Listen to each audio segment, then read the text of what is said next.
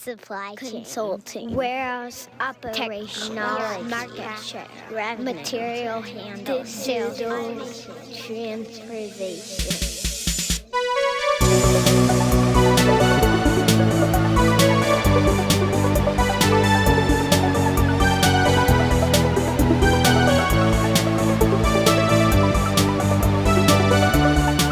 It's the end of the week. It's the end of the week. It's the end of the week. It's the end of the week. It's the end of the week, Thank you for having and me. it's not really the end of the week, but it will be by the time that everybody watches this. And two magical things have caused us to record this exciting episode today. One, the great Chris Hagel's in the office in Montreal. Thank you. Maybe your second time in Montreal ever. Third. Third. And All under lid. Yeah. I That's am true. I am not embarrassed to say I will be jetting off to London and Cambridge, so I won't be available. Well, I would be available, but it would disrupt David's work from home schedule on Friday. So I think it's a great opportunity to talk about Toronto. I've been waiting Since for you're this here. day for 14 weeks. Obviously, Montrealers, Torontonians, a famous rivalry, but it's a one-sided rivalry. We were long forgotten by Torontonians. They were like, "That is so 2 million people ago. Yeah. We don't even think about you guys." Who do you think, from the Toronto-centric perspective, but as citizens of the great megapolis of Toronto, who is your rival city now?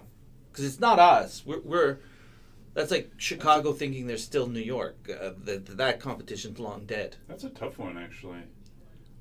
If it was a Canadian city, I would probably compare us to Vancouver, honestly. But It's too far. and we're like twice the size of Vancouver. I know, but We've more billionaires than actually, I think we have the same number as Montreal. And if you But- count the black market billionaires, we're probably the largest if I billionaire was city thinking in the world. like on a trade perspective, probably like New York and Toronto would be a good comparison. So I think it is Chicago. What do you think? Because it's like the city, the Great Lakes. What is the capital of the Great Lakes region? You know, like let's say in the post-apocalyptic world, and everything breaks apart. You know, the whole and so Montreal We would may not be, be too far off from this reality. well with the way things are going these days, huh? Yeah. But you know, like that whole, like there's the Cascadia where this fantasy that British Columbia and Washington, Oregon, and maybe in California form one big country, throw in Idaho. And then you have this Great Lakes region, which is very much the same thing. Yep. Yeah. And so then you say, if I'm Toronto, I'm like, I want to kick Chicago's ass. I want to be the undisputed king, queen of the Great Lakes. And how do you think Toronto could do that? I think it is doing it. Don't you think? Do you know that I read this is true fact. There are more construction cranes in Toronto right now than something like the next 10 cities. But I think Really? Yeah. this is maybe just my personal knowledge, but I would have thought Chicago is more industrious, where Toronto is probably more of like a financial capital. That could very well be. I mean, look. What do I know? Yeah. You know, I mean, industrious. The way they loot the WalMarts, they sure are industrious with that. You know, but what a gorgeous city Chicago is. But let's get back to Much this. better than Toronto. Which Chicago you like better than Toronto? If you have to visit a city, I'll go 10 times to Chicago before I go once to Toronto. Have you ever done a weekend in Toronto? We Like can- earnestly tried to No. have a vacation? As Well, a tourist. As a tourist, you no. should. Of course I should. So let's get into Lid in Toronto. Well, how did Lid get into Such a Toronto? great question, Chris. Because I wasn't here at the start, obviously. You know, it's not an obvious thing, right? Like, so we're a Montreal-based company, and let's open a new office, and then you say let's open the next easiest city to serve from Montreal, Toronto. Let's open an office there. But, But was there clients there in Toronto? Yeah, we had clients at the time. We'd Probably. done projects with Rogers. Then we didn't have a whole bunch of clients, Yeah. no, but we had one or two. I'm I'm trying to think. H&M, we had done a project with. Oh, yeah. Well, they're 3PL. We set up a warehouse for them. Through Remco. Yeah, that's right. So there was a couple, and they were not shabby. They were pretty good. Let's just say there's a few basic principles in our business where we design warehouses. Okay, there are clients who will go anywhere, let's say in North America or even the world, to hire what they consider the folks they need. And then there's a whole bunch of clients who would never hire anything that isn't in their city, right? So anywhere you open an office, there's going to be a certain amount of local work that if you aren't in that city, you'd never even know about. Like a great example would be like the Montreal Transit Authority. Yep. And it's funny, we got to always keep an eye on the TTC We've because tried a few times and been unsuccessful with the TTC. right. But it's the still principle something, yeah. is that there are people who would hire a local supplier Yeah. of this skill, Yeah. but won't go out of their way to bring somebody in. So any city that you open an office in, if you're persistent and consistent in your presence there, you're going to get work that you never would have otherwise. The funny thing about Toronto, and this is something my We're life... probably the worst for that. Well, because anytime, if you go to Boston or New York or Chicago and you're meeting a client for the first time, they say, where are you from? And we say, well, we're based in Montreal. The reaction's always the same thing. Oh, Montreal. I've been there once. I love it. Or, oh, I've always heard it's a great... I can't wait to go to Montreal. Such amazing positive reactions from pretty much everywhere in North America except one place, Toronto. You say, we're based in Montreal. They look at you and they say, why? Yeah. Because Torontonians are blessed. It's a bit like in here in Montreal, Ville-LaSalle. Ville-LaSalle is this very famous sort of quasi-suburb that everybody knows that from Dollard to Newman, the heart of that city, okay, the intersection of Dollard and Newman, you can basically buy anything you ever dreamed of having, any type of car, without ever leaving the boundaries of LaSalle. And Toronto is a massive example of that, where there isn't any service, there isn't any good, there isn't anything that you can't buy that isn't like within an hour and a half drive, and that's only because of traffic in Toronto. Yeah.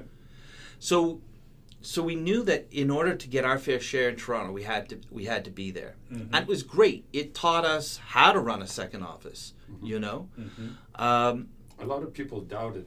Other firms and Everybody told us we would never we be would able to not make it succeed happen. in doing it. Yeah, that Toronto's an impossible tried. market, and everyone had tried and failed. But there's other consulting firms in Toronto. They're Toronto big. Yeah. firms. yeah, but Our outside, Oh, okay. I've heard it so many times. Yeah, they all said we wouldn't be able to figure it out. Well, look at them now. Anyway, so that's why. A reminder to everyone: Toronto's the third largest industrial real estate market in North America. Yeah. Like, it is a massive market. So was the office built around like LTB, or was there consulting before that? It was a perfect combination of the great and wonderful Leon Johnson wanting to live in Toronto and our discussions with the to start the LID Toronto brokerage. Those things happened, absolutely overlapped at the same time. And one pushed me to do the other, and the other pushed me to do... So it was a good marriage. It was. But here we are. That's the past, right? Here we are. Well, not so recent past, I guess. Good point. Well, what is it? That was 17. 16. 16. That's what I would have 16. said. 2016. Yeah. So 7 years. Yeah. Here we are. So Chris, as the henchman, the big boss man, the El Guapo of Toronto. What I think is cool is you guys back over there in the office there have started this like Toronto 2.0. And of course, the clever marketing gimmick there is 2 is TO, as in Toronto, Ontario. 2.0, as a organic, homegrown initiative to re-energize and explode the Toronto office, right? Yeah. Tell us about it. Well, first of all, I want to thank Jashan, Jita, Zarmish. They're really the brains behind all of it. But it is like an office-wide thing that we're trying to work on. And I think we've waited a bit to get to this level. We just recently moved offices, which I'd invite everyone to come to because it's absolutely gorgeous. Yep. I think we've got a good foundation of resources there now. We've finally got some technology folks in. So to me, it's like we're at a stage where we can properly sell Toronto in a very and the good full way. lid. The All full the lid services. and I think we really could do a lot to get, I just as a comment, not only are the offices lovely, but compared to where we used to be, we had a unobstructed view of the lake of Lake Ontario, which was gorgeous. Yeah. But you go out for lunch and it's like a 20-minute walk to the It's a first desert. edible bit of food. Yeah. There was that souvlaki place across the street that had no one ever go there, and that in itself tells you something. Yeah. But it also is important that the new office has a lot of choice We're like around. right in the heart of the city. Right yeah. in the heart of the city. Yeah. Lots of really good choices. Yeah. Toronto, for anyone out not from Toronto, to me the most important thing about Toronto food-wise, because obviously compared to Montreal, it's like comparing London to Paris. I mean, it's a sad city for food, not when it comes to Indian food. Mm-hmm. Amazing Indian food and amazing Chinese food, but you have to kind of go up to Markham to get the really good stuff there. We're not too far from Chinatown too. Actually, we're only about 2 blocks over. Yeah. Then I believe someone owes me We'll take lunch it. in Chinatown Yeah. when I go there Yeah. next. That would be great. But the Indian food, every strip mall in Toronto has an amazing. Oh yeah. Yeah. Yeah. So what are you guys going to try and do? Mark's gonna listen. He needs some ideas for Atlanta. Jeff always needs to be given some inspiration in LA. Yeah. What are you trying to do? I think there's 3 major areas of focus, and we're really just scratching the surface right now. So I think first one is like build brand awareness. So we're going to do that through like networking and marketing. There's a bunch of supply chain associations in Toronto. We're going to try and get our group out there, just meet individuals, try and drum up some leads that way. We worked with Nicola this morning to think about other ways we can do outbound marketing. Because it's different here in Montreal where you have established connections, you have millions of, well not millions, but you have plenty of clients. Billions of clients. Where really like you said in Toronto, many people don't know we exist there yet. And I think it's more just 7 years later, many people don't know we exist. Get our name out there, and then the leads will come. The second is content generation. So, this young generation is all about the TikTok and YouTube and everything else. That's the whole point of this podcast, is getting people excited about creating video Media content. has changed in 7 years. Like, we used to do the blog posts and stuff on the website, which people don't... In a funny way, not to get too, historical and philosophical, but when you think about it, we are creatures that began as an oral tradition species, right? Where we passed knowledge and through verbal, and there was this long period where the written word was an incredible piece of technology, powerful, and now we are, due to even greater technology, going back to being an oral tradition-based species. Yeah. I don't want to read it if I can hear it. Yeah. Like podcasts, audiobooks. This is so convenient. On a tangent, do you consider an audiobook as reading a book? Yes, 100%. See, I don't. I haven't got to actually read. Have you ever read Moby Dick? No. Did you ever try? No. Guess what? I tried reading it. Horrible. Couldn't get past page 3. I listened to it. One of the most incredible books I've ever heard. Why do you say why does that not count? I don't know. Like, to me, it's... Cheating? Yeah. It's not the same. Like, How is it cheating? I like to hold a tangible book. And I like to hold one, yeah. But I don't feel more accomplished. Or maybe, yes, you're more accomplished because it's harder and it means more investment in time. Yeah. You can't multitask. But, you think I'm going to sit through War and Peace? Like, I'm going to sit you just there? don't pick the same books I Or read, I guess. wouldn't it... What? I just pick a different genre of books, I guess. No, well, look, of course not. Trust me, I'm picking Pulp Fiction just as much as anybody. I just mean, Moby Dick to me was the first great example of an audiobook can get you through things that you would not get through reading, and it will make you a better human. Okay. One of the audiobook is when you and I drove to Pittsburgh for like 12 hours. Yeah. You made me listen to World War War Z. Oh. And Yeah, it was good. It was interesting. it was amazing. Yeah, it it's has- better than the movie, and the movie's not bad, but it's better than the movie. Yeah. And then they had Rob Reiner, Alan Alda, that all these people. It's a great. So the premise of World War Z is now we conquered the zombies, and everyone's telling the stories of how they survived, right? The veterans of the World War zombie, and so each chapter is a different story, right? But like the early chapters are early, and then the late chapters are the folks telling stories about the final. It's brilliantly produced. And Mel Brooks' son wrote that book. Did you know that? I did not know that. You know what? And it's a good example that you and I would not have gone through 12 hours of driving without some support. Oh my Such as an God. audiobook. There are a lot of people in the office I could do 12 hours of driving. But not me. No, never. All right, back to you, Chris.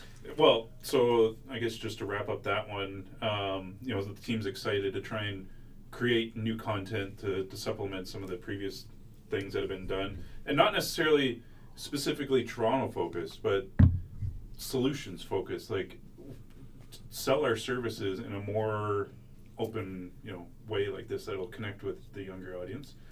I love it. And then the last one, we've called pipeline development, but it's probably not the best word for it. It's really re-engaging with past clients. Yeah. So how do we Nurturing all all those old project clients that, and this is a classic consulting 101. You get so wrapped up in what's going on today, and you let 3 months become 6 months, become 12 5 months, years. and right, and then you're all of a sudden you're like, what the hell? Yeah. And that happens to the clients too. Yeah. I guarantee that. To pick my oldest, longest, most beloved client, American Textile, I guarantee that something in the last 3 years they've done, they should have done with me, and they didn't think about it. And that, whose fault is that? It's not theirs, it's mine, right? Because so that's a big focus. very important. And then a subset of that one is really training for the team, like the internal team, because probably over the last couple of years, at least that I've been there, it's very consulting department heavy.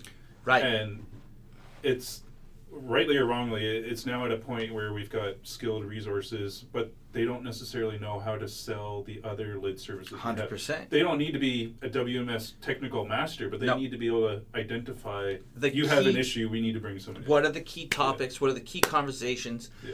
And to that, like what I've said to them when we had our meeting is like, I'll come down and I'm going to do that training, and I think I'm going to build a booklet, Yep. because if it's Angie, if it's Matt, if it's JP, if it's JM, right? The danger becomes they're so I'm just barely above moron level in technology, and these are wizards, and sometimes for the wizards, they're going to do a lot of great, but it's easier for what is it in the land of the blind, the one-eyed man is king. Well, I'm one-eyed, and maybe the two-eyed people will go too fast.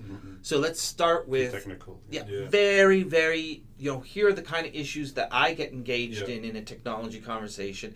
And here's the point, here's that border point where I say, JM, can you please talk to these people, Yeah. because this has now gone past what I can speak Yeah. about. Yeah. I think that's fantastic. So you're going to do more market and audience awareness Yeah. campaigns. Yeah.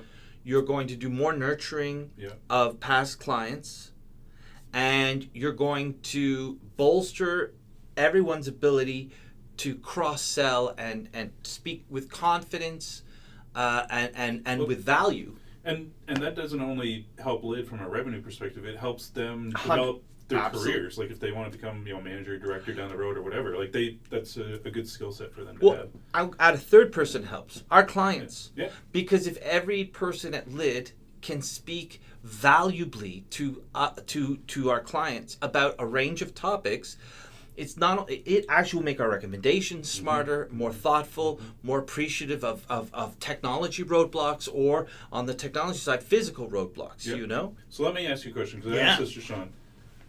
Let's say I have a hypothetical phone call with a client, and there's 4 people from LID on the call.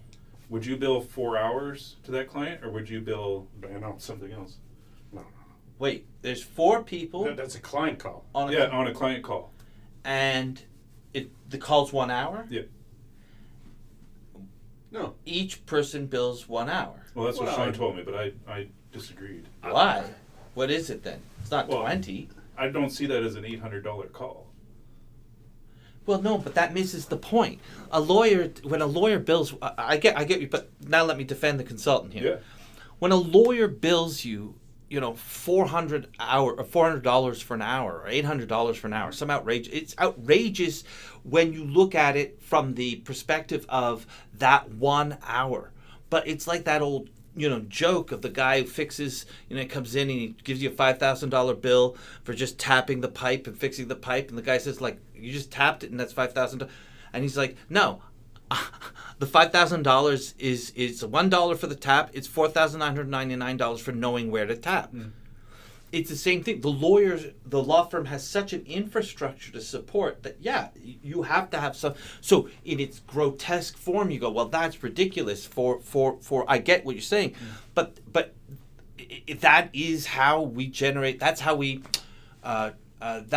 our revenues manifest, right? But behind that is all sorts of stuff that happens. Like, let me ask you, if it took the analyst 6 hours to prepare for that I would bill, but like. But then I don't get it. part Why of would, that. if you won't bill the hour of the phone call, why are you billing the 6 hours to prepare for the phone call? Well, because there wasn't 4 people doing that work. But on a, let's say it is really 4 people. Like, I think there's some case by case, because if it's 4 people, it is maybe not likely, but it will happen more often than not that one of those 4 people has been at LID for 2 months. Oh, or well, 3 that's months. different, though. Yeah. That's different. Yeah, but so that's why the answer is different. If there's 2 people or 4 people, 2 people, yeah, I agree. They're everyone's contributing. When you bring, it's like when you bring someone to, this happens all the time. You bill a project by the hour, and then you say, well, we're going to get this analyst that just joined us. Come see the work, because they need to see a warehouse. Yeah, but and that's they walk around. right. You cannot You're charge not, that time. you're not Right, abusing it. Correct. Okay, It's you're not. just a The nuance. premise has to be, these are 4, like, if the 3 of us are asked to Oh, go yeah. to a meeting, Yeah.